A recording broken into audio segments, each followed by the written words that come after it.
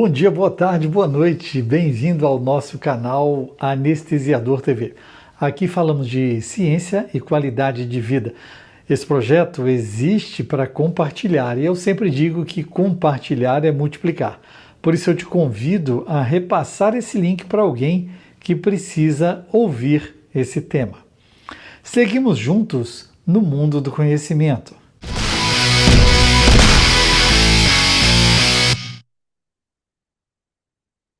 Bom dia, boa tarde, boa noite no mundo do conhecimento. Falamos sobre inovação, tendências, dicas e a prática da medicina, além de assuntos sobre qualidade de vida. Compartilhar conhecimento não é dividir, mas multiplicar. E eu te convido para falarmos sobre mais um assunto sem fronteiras no mundo do conhecimento. Medicina do conhecimento é ciência e informação a qualquer momento e em todo lugar. Eu sou Pablo Guzmão, anestesiador. Por aqui desvendamos os mistérios da medicina de um jeito que você entenda e se interesse. Hoje temos um convidado que é a personificação da superação, disciplina e propósito.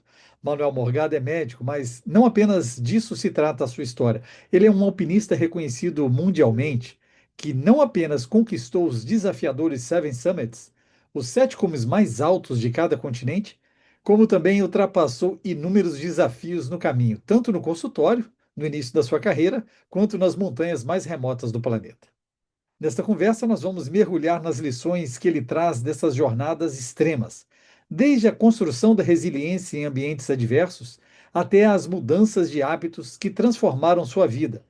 Vamos explorar como ele equilibra a rotina médica exigente com a paixão por expedições desafiadoras. Manuel compartilha não só suas histórias impressionantes no Everest, mas suas estratégias para planejar e executar objetivos de vida, desde pequenos passos até as suas grandes conquistas. Vamos entender como ele lida com o medo, a dor, a fadiga extrema e como esses ensinamentos ressoam na prática médica e na vida de quem busca viver com propósito.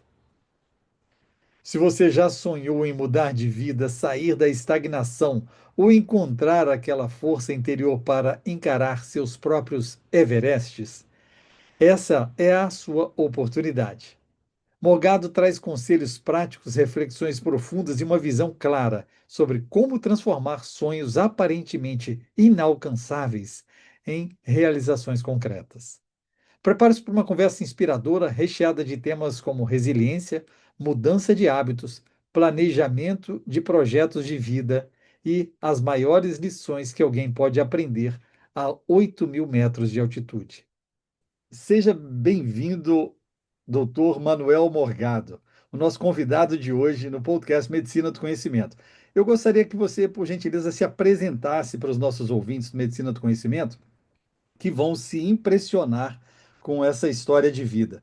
E esse convite foi feito mais porque eu o encontrei, né, nas redes sociais, principalmente no Instagram, que é onde você divulga o seu trabalho, e realmente percebi que existem pessoas que podem mudar pessoas.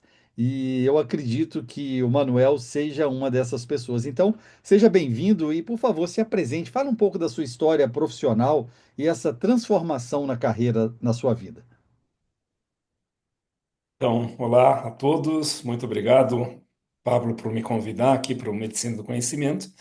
Meu nome é Manuel Morgado, eu tenho 69 anos, eu me formei em medicina em 1980, fiz residência, tanto a graduação quanto a residência na Escola Paulista de Medicina, e atuei por 5 anos, apesar de sempre ter sido apaixonado por medicina e continuo apaixonado por medicina, mas o estilo de vida de médico não era o que eu buscava. Então, depois de 5 anos, trabalhando como médico, eu saí do Brasil, viajei por 3 anos buscando um caminho que realmente fosse aquele que me preencheria. E isso acabou acontecendo em 92, onde eu abri a minha empresa de trekking e escaladas pelo mundo. E é isso que eu venho fazendo desde então, levando grupos de brasileiros para viajar aí pelas montanhas do mundo. Nessa época, as pessoas não sabiam muito bem o que era trekking, né, Manuel? É interessante isso. Talvez na Europa eu percebo que, independente da idade, a gente vê jovens e idosos caminhando nos finais de semana, mas aqui no Brasil a gente tem uma certa dificuldade.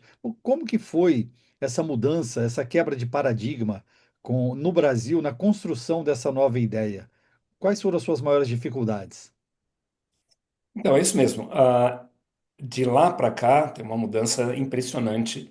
Eu acho que hoje em dia é uma ideia muito bem aceita você usar esse período de férias, esses dias que você tem, não só para descansar, mas para aprender alguma coisa mais. E eu acho que estar na montanha, fazer um desafio, conviver com essas culturas diferentes, os lugares aonde a gente vai, cumpre essa função. Então, simplesmente ir para a praia e ficar descansando do ano que foi puxado já não é uma coisa assim tão buscada. Mas naquela época era diferente, ainda era uma ideia muito nova. E não só isso, eu desde o começo eu centrei a minha atividade fora do país. Eu nunca trabalhei como guia aqui no Brasil. E como a minha experiência maior era na Ásia, era para lá que eu comecei a levar as pessoas. E Nepal, por exemplo, era tão desconhecido em 92 quanto Marte. Então, tinha a coisa da atividade que eu estava propondo para as férias das pessoas, uma coisa muito nova, mas também o destino. Então, foi um começo muito, muito lento. Mas era uma coisa que eu sempre fui apaixonado e eu persisti nessa ideia e realmente demorou alguns anos até a coisa acontecer, mas hoje em dia eu considero minha vida profissional muito bem sucedida. Você falou uma palavra aí, persistiu, a persistência. Persistência tem muito a ver com resiliência. Eu queria que isso, tenho certeza que está enraizado em você. O que é que significa resiliência para você? Como que essa ideia foi construída ao longo da sua formação médica e também ao longo das montanhas que você conseguiu atingir? Então, eu acho que resiliência para mim é conseguir manter o foco, apesar das adversidades, para realizar o que você sonha. É aí que eu acho que isso se aplica mais a mim, porque minha vida foi pontuada por grandes sonhos, coisas bem difíceis, mas que eu queria que acontecesse, que eu sonhava que elas acontecessem. Então a resiliência é essa qualidade que faz com que você não simplesmente sonhe, que é fundamental, mas você tirar esse sonho da imaginação e deixá-lo ele de forma concreta. Talvez a minha primeira meu primeiro projeto, digamos assim, que exigiu bastante resiliência foi realmente entrar na medicina. Eu, desde muito pequeno, eu lembro de brincar. Eu tinha dois primos muito queridos e eu lembro que a gente brincava de guerra. E meu primo mais velho era o capitão, eu era o major médico. Eu sempre me vi nessa situação. E eu coloquei na minha cabeça que eu queria entrar ou na USP ou na Paulista ou na Santa Casa, e eu acho que esse foi o primeiro grande desafio da minha vida, foi ir atrás disso daí, fazer cursinho, estudar, e no fim eu acabei entrando na Paulista. E depois disso foi entrar na residência da Paulista, que também era um grande sonho. Tanto uma coisa quanto a outra exigiram, lógico, vocês sabem, uma dedicação bastante forte, uma resiliência intensa. Houve uma mudança importante nos hábitos e na sua qualidade de vida. Como que você fez essa transição? Isso foi lento ou você fez uma ruptura? Como que você organizou o seu tempo, os treinos, o trabalho, nesse processo de crescimento, de construção da nova forma de vida? Bom, viajar para mim sempre foi uma coisa muito importante. Eu viajava, eu caroneava no Brasil com um primo que era 2 anos mais velho. Meu pai morava em Florianópolis, eu morava em São Paulo. Então, aos 15 anos, eu já estava viajando. Aos 17, eu fiz a minha primeira saída do Brasil, fui para a Bolívia, para o Peru, o famoso trem da morte. Então, viajar, e durante a faculdade também, todas as minhas férias eu ia para a América do Sul. E nessas viagens eu encontrava esses jovens que estavam viajando pelo mundo por um tempo mais longo, 1 ano, 2 anos, e eu me prometi que isso algum dia ia acontecer. E esse momento veio exatamente ao final da residência. Eu estava casado, mas não tinha filhos, não tinha um emprego, não tinha prestação de casa. Era um momento que eu achei que seria o ideal para eu ter esse tipo de experiência. E eu fui para fora, fiquei 1 ano viajando na Europa, 1 ano viajando na Ásia, e esse ano na Ásia foi fundamental para mim. Foi o que me pegou, e na minha cabeça eu iria voltar para lá de alguma forma. Mas a ideia era viajar por 2 anos e voltar para o Brasil, e tanto eu quanto ela seguirmos nossa carreira, ela como psicóloga, eu como médico, e assim foi.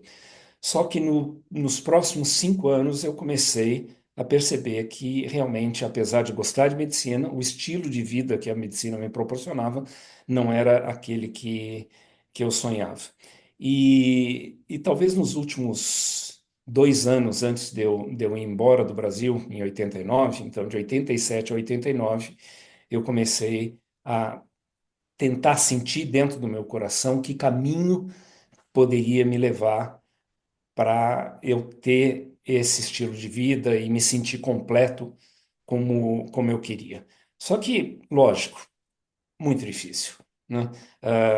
Difícil dividir até esse sentimento com qualquer outra pessoa. Você é médico, você investiu anos e anos da sua vida, eu tinha uma boa formação, uma boa faculdade, e a ideia de largar tudo isso para buscar um estilo de vida que me preenchesse, era considerada como uma loucura, qualquer pessoa que eu falava, né? Então foi uma coisa que foi crescendo dentro de mim, mas só dentro de mim. Aí em 98, não, em 88, eu acabei me divorciando da minha esposa. Ela queria continuar na vida profissional dela e investir nisso, e aquilo foi a última coisa que me prendia. Daí, durante 1 ano, eu já tinha decidido que eu ia sair e comecei a guardar dinheiro, trabalhar muito para isso, até que chegou o momento de ir embora. Mas sempre sem apoio externo nenhum. Para qualquer um que eu falasse disso, de largar a medicina, inclusive porque eu não tinha um outro sonho, eu não tinha uma outra direção. Eu queria sair, eu queria viajar, e eu sabia que de alguma forma o caminho que eu estava buscando ele iria aparecer, mas ainda era uma coisa que não existia. Então, era crítica em cima de crítica de todos os lados. Mas mesmo assim, era uma coisa tão forte, eu tinha tanta certeza de que é esse o caminho que eu queria cumprir, que eu fui. É um estilo de vida particular, né, pessoal e uma escolha realmente que transformou a sua existência. Eu acho que isso já estava incrustado no seu DNA. E dos vários desafios que você enfrentou, um deles me chamou a atenção, que é coisa de super-herói, de super-homem, né? Encarar os sete cumes no mundo. Eu queria que você falasse sobre isso. Por que escolher um desafio que parece inimaginável, inalcançável para a maioria das pessoas? Como é que você selecionou os principais desafios? A gente vai falar de outros, mas vamos começar por esse. Por que cumprir essa rotina de atingir os sete pontos mais altos da humanidade? Então, na realidade, para mim, esse processo foi um pouquinho diferente, porque eu conheço vários outros montanhistas que têm essa meta, né, e vão atrás sistematicamente de escalar os sete cumes. Para mim, a maior parte deles foi acontecendo. Em 92, eu estava na Austrália, e um dos sete cumes é o Kosciuszko, na Austrália, que é uma montanha bastante fácil. E eu estava lá, fui esquiar, a montanha estava do lado, eu subi, mas isso ainda nem tendo a ideia de um dia subir o Everest, por exemplo. Daí as outras montanhas foram acontecendo como parte da expansão do meu menu de expedições que eu oferecia. Então, eu escalei o Kilimanjaro, que é o mais alto da África. Uh, Acabei escalando o Aconcagua num projeto pessoal que eu fiz, que se chamou Atlântico Pacífico. Isso sim, foi uma coisa muito planejada, extremamente planejada, e foi um dos maiores desafios que eu fiz na vida. E é daquelas coisas que você pensa e fala assim: não, isso é impossível fazer. Mas a ideia me encantou tanto que eu fui atrás. Então a ideia era atravessar do Atlântico ao Pacífico com várias atividades esportivas. Então, eu treinei durante 9 meses, 6 horas por dia, para fazer pedalar de São Paulo a Porto Alegre, remar 400 quilômetros a Lagoa dos Patos, de forma autônoma, pedalar de Rio Grande até Buenos Aires, desculpe, correr de Rio Grande até Buenos Aires, fazendo 40 maratonas, uma por dia, pedalar de Buenos Aires até Vinha del Mar, no Pacífico, dar um mergulho no Pacífico e daí escalar o Aconcagua. E daí que foi a minha primeira vez no Aconcagua. O que realmente foi planejado mesmo foi o Everest. O Everest, sim. O Everest, ele teve uma progressão na minha cabeça de uma coisa que eram os meus heróis. Quem escalava o Everest era o meu super-herói, uma coisa que estava completamente fora da minha, da minha mira. Era uma coisa completamente impossível para mim. Conforme eu fui fazendo mais montanhas, adquirindo mais experiência, passou de um sonho inacessível para um sonho. E daí passou para um projeto, e eu dediquei 2 anos para esse projeto, em adquirir mais experiência, já pensando no Everest, fazendo um plano de escaladas progressivas cada vez mais difíceis, mais altas, mais desafiadoras, e com cada uma dessas etapas, me sentindo mais capaz para dar mais um passo, e mais um passo, e mais um passo, até que, em 17 de maio de 2010, eu cheguei no topo do Everest. E isso depois de já ter estado 47 vezes na base do Everest, guiando meus clientes. Então, essa subida, para mim, eu acho que foi até mais especial do que para a maior parte dos montanhistas, porque por anos e anos eu olhava o cume do Everest, ao pôr do sol, me imaginando lá naquele momento. E daí a última montanha foi o Vinson, na Antártica. E na realidade o Vinson, ele foi um subproduto de um outro sonho. Talvez um único projeto que eu acabei não realizando, porque ele precisava de patrocínio e eu não consegui, que era atravessar a Antártica em esquis da costa até o Polo Sul. E esse era um projeto muito caro, que eu acabei não conseguindo patrocínio, mas com o pouco que eu consegui viabilizar o Vinson, que foi o último dos sete cumes, que é a montanha mais alta da Antártica. Eu acho que já teria sido satisfatório só isso, né? Todo esse Não, projeto. e realmente, naquele momento que eu cheguei no cume do Vinson, que eu acho que caiu a ficha realmente assim, sim, nossa, eu acabei fazendo os sete cumes. Mas, como eu falei, a cada montanha que eu subi, ele foi me dando condições para eu sonhar um pouquinho mais alto e ir atrás de cada um desses objetivos. E qual é o maior desafio de uma escalada, você já tendo feito tantas, né? Como que você lida com o medo, a dor, a fadiga extrema? Há um preparo físico, há um preparo mental? Como que você faz para se manter resiliente e estando pronto para qualquer evento? Eu acho que é exatamente isso que eu comentei agora há pouco. É você dar um passo de cada vez. E se você dá um passo de cada vez, e você utilizou o que você aprendeu no passo anterior, aí todas essas coisas ficam mais fáceis de lidar.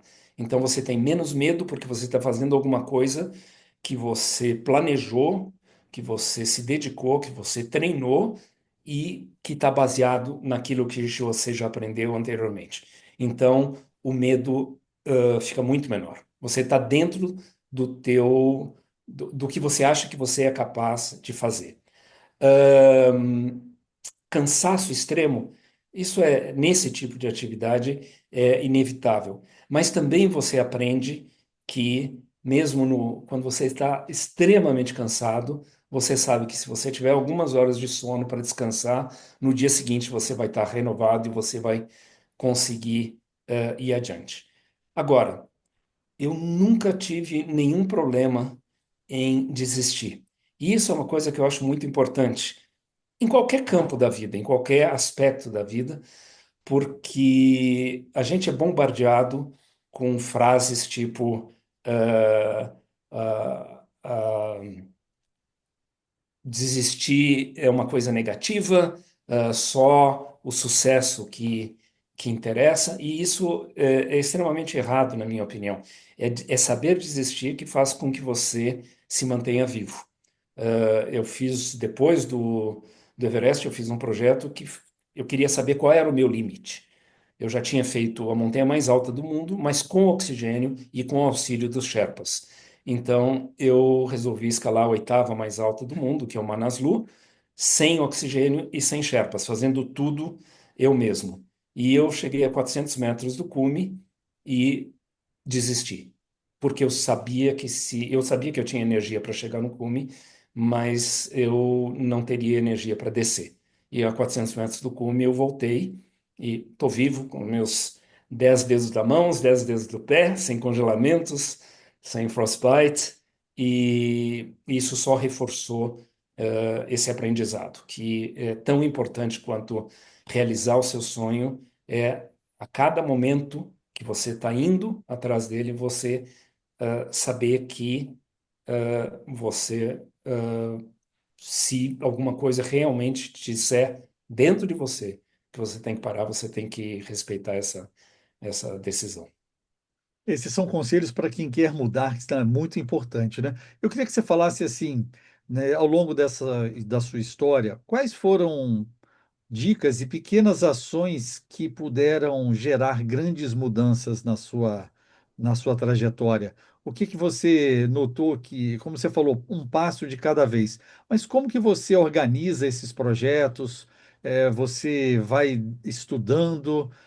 Eu digo o seguinte, porque as pessoas às vezes têm muito medo de mudanças radicais nas suas vidas, porque acham que elas vão acontecer da noite para o dia. Como que é a sistematização para você atingir os seus objetivos? São anos de preparo, são estudos, são testes. Como é que você faz isso na prática para a gente trazer para o nosso dia a dia?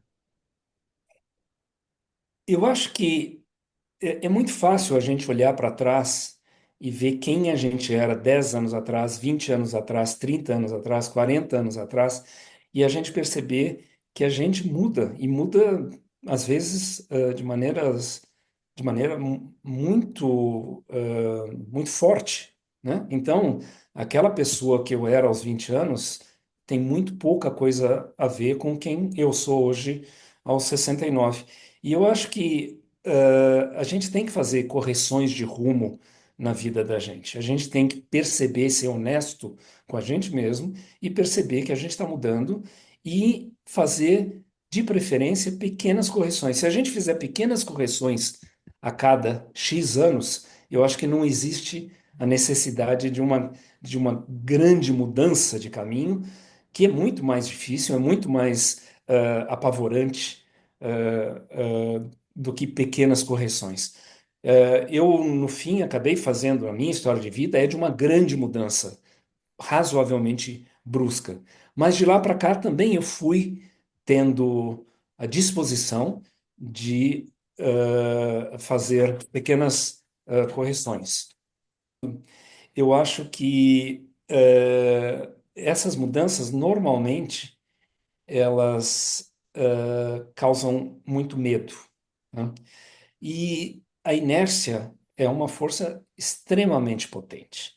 E eu sinto isso em outras pessoas, eu sinto que elas têm vontade de mudar, mas têm medo.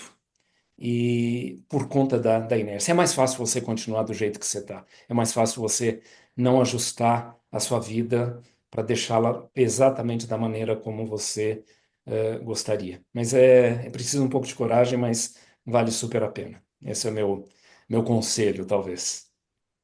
Eu sempre planejei a minha vida em décadas. Quando eu Hum. entrei na faculdade, eu planejei a primeira década da minha vida profissional.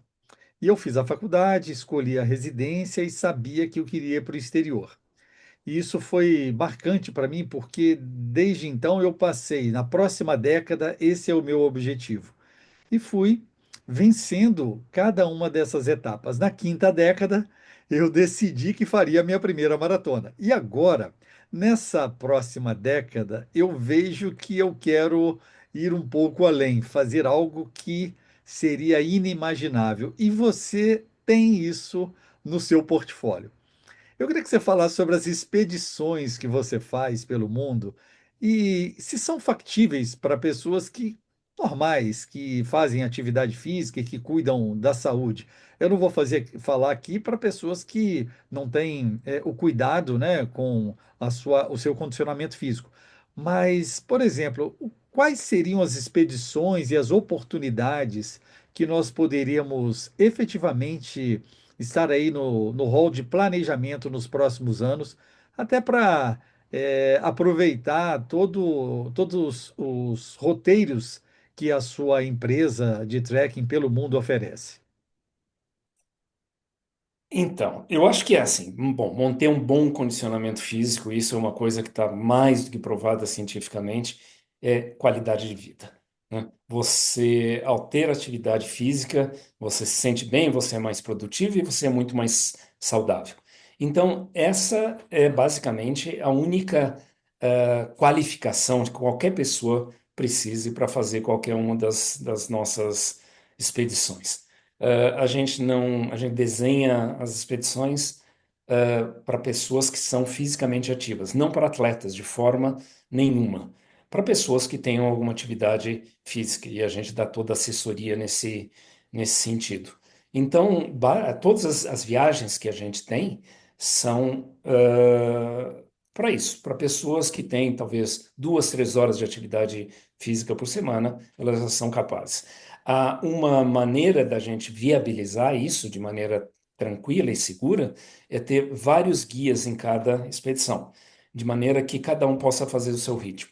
A gente usa a imagem de uma sanfona nas expedições. Todo mundo começa junto, mas naturalmente cada um, e a gente estimula muito que cada um faça o seu ritmo. Então o grupo acaba se espalhando um pouquinho, a cada 50 minutos a gente para, junta todo mundo, come um pouquinho, hidrata e daí segue.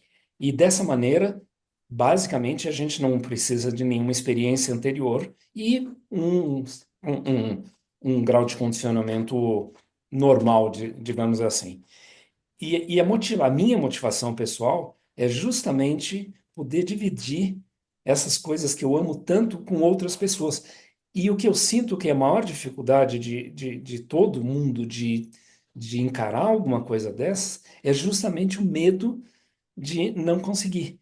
E não é assim. Assim, eu levo dezenas de pessoas ao campo base do Everest, tá, todo ano, que é uma coisa que é um sonho para todo mundo, mas para todo mundo não, para quem gosta de montanha, mas as pessoas ficam receosas. E a minha mensagem é, não, isso é viável, lógico, como tudo na vida. Um bom planejamento, um bom treinamento, mas dentro de uma coisa que qualquer pessoa pode fazer e daí ir lá e cumprir esse sonho. E essas expedições, elas têm alguma época do ano para acontecer? Quando que é o momento mais adequado? Bom, nós temos um calendário durante o ano todo, a gente publica esse calendário com um ano de antecedência e respeitando a melhor época para cada um dos destinos, né? Então, Nepal, por exemplo, é primavera e outono. O Elbrus na Rússia é no verão, Patagônia é no nosso verão e assim por diante. Então, dentro do calendário, a gente tem durações de expedições diferentes, de 10 a 20 dias de duração e várias saídas ou vários destinos no decorrer do ano. Uhum. E aqui no Brasil tem algum ponto que seja significativo?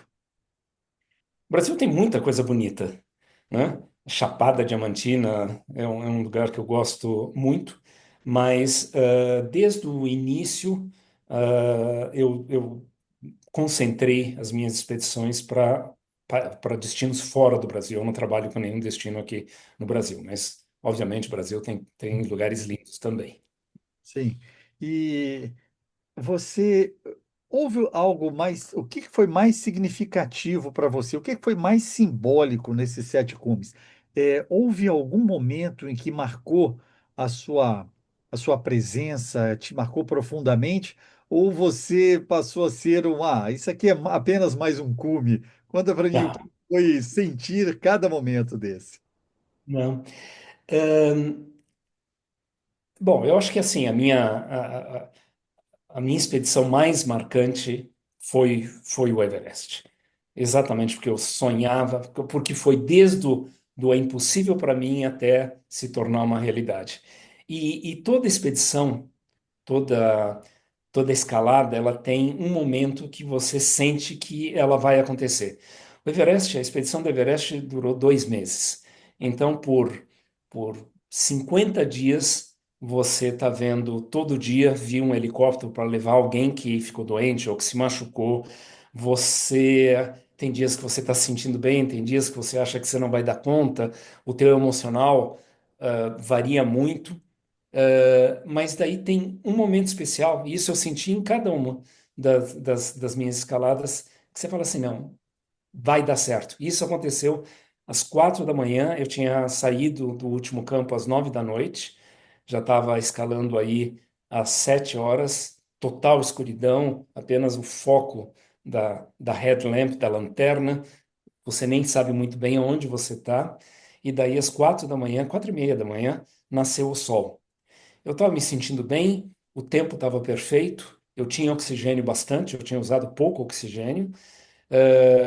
Então foi um momento que, primeiro, magnífico, porque depois de horas e horas e horas escalando no escuro, finalmente o sol saiu e eu vi onde é que eu estava, a coisa majestosa que é essa visão.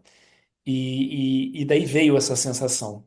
Puxa vida, depois de 50 dias aqui, eu tenho certeza que isso vai acontecer.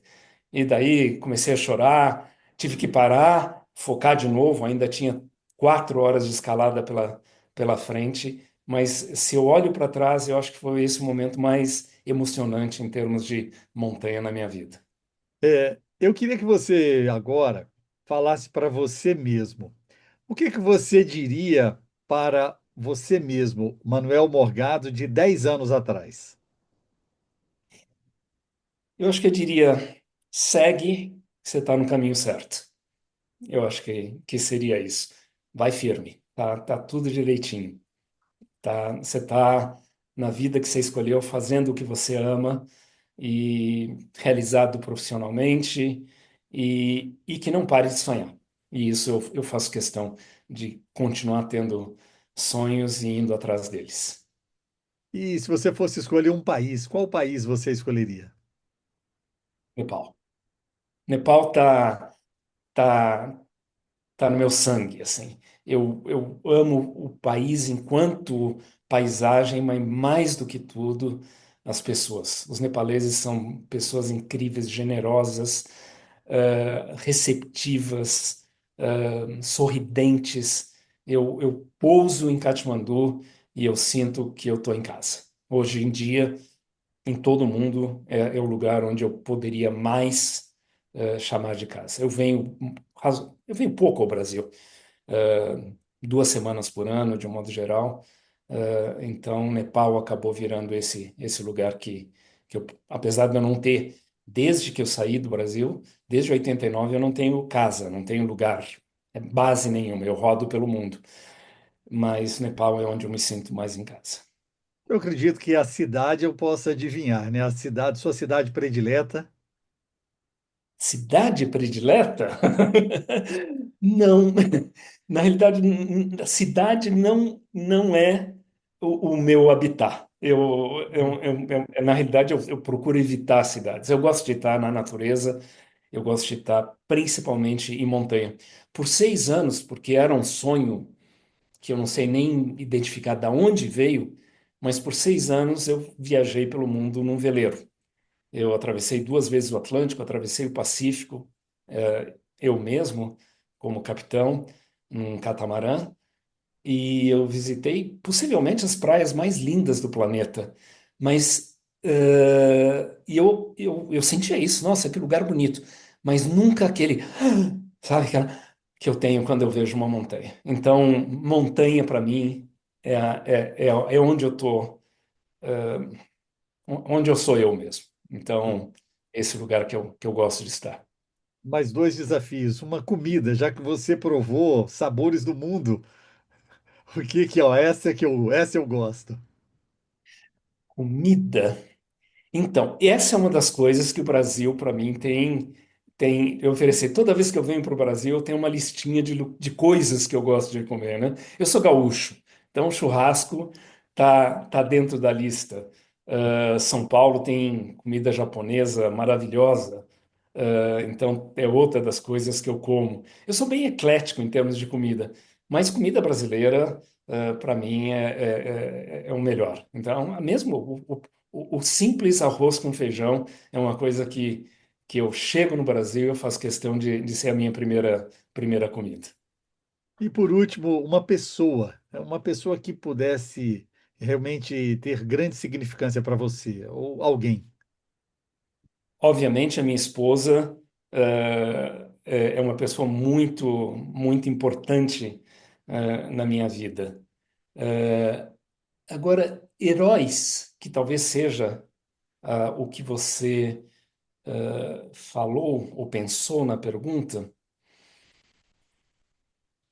eu acho que pessoas que realmente amam o que fazem e dedicam a vida a isso, talvez sejam as pessoas que mais me impressionem. Como eu gosto de montanhismo, tem um escalador espanhol, o Carlos Soria, ele tem hoje 83 anos, ele está, desde que ele tem 60 anos, atrás de fazer o grande desafio do montanhismo, porque existe os sete cumes, que é subir a montanha mais alta de cada continente. E não necessariamente são montanhas difíceis. Agora, existem 14 montanhas acima de 8.000 metros. E esse objetivo, subir as 14 montanhas acima de 8.000 metros, é uma coisa extremamente difícil. E ele, hoje, aos 83 anos, ele ainda está tentando escalar a última que falta. Então, ele Inspirador. se enquadra muito nessa pessoa inspiradora para mim. E como que os nossos ouvintes te acham, Manuel? Nas redes sociais, site? Como que nós vamos planejar o próximo roteiro com você?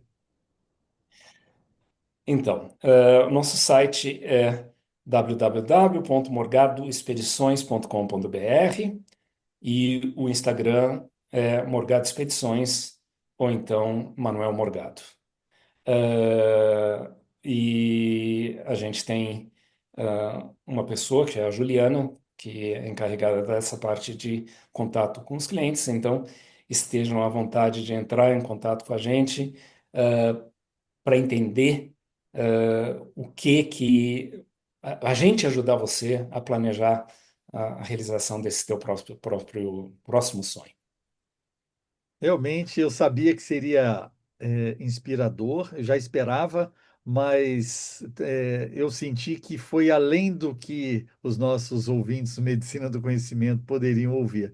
E é dar o primeiro passo agora. A mudança faz parte da vida, né? A vida é um processo de mudança. Estagnar é impossível, né? A água não pode ser represada. Se ela for represada, um dia ela vai transbordar.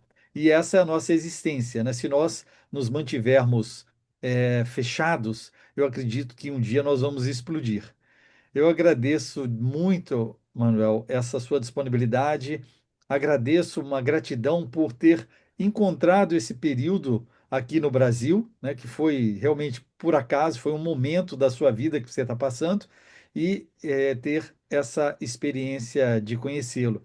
E eu queria que você deixasse aí, então, as suas últimas palavras, eh, para as pessoas que nos ouvem, que tenho certeza ficarão pensativas depois de ouvir esse podcast. Eu acho que eu volto a insistir naquilo que eu já falei antes. Eu acho que é importantíssimo sonhar, mas mais importante ainda é ir atrás desse sonho. Aquela coisa e sonhar, sonhar com coisas grandiosas também. Pequenos sonhos, mas grandes sonhos. Aquilo que você, neste momento, talvez você sinta que é impossível, mas que você vá construindo um caminho que te leve a realizar esse sonho. E a sensação que você terá depois de ter conseguido isso é indescritível. Então, é isso. Sonhem e vão atrás dos seus sonhos. Muito obrigado, Pablo. Muito obrigado a vocês da Medicina do Conhecimento. E meus parabéns a você, Pablo, porque você também é uma inspiração de alguém que está abrindo novos caminhos na tua vida e ajudando outras pessoas nesse caminho também. Obrigado e continuamos, seguimos juntos. As portas estarão sempre abertas para você. E quem sabe a gente não faz um podcast desse no alto de uma das montanhas aí pelo mundo, né? Olha, fica fantástico. Então, fica aí o convite e vamos planejar mais esse sonho. Obrigado. Até mais. Até. Obrigado.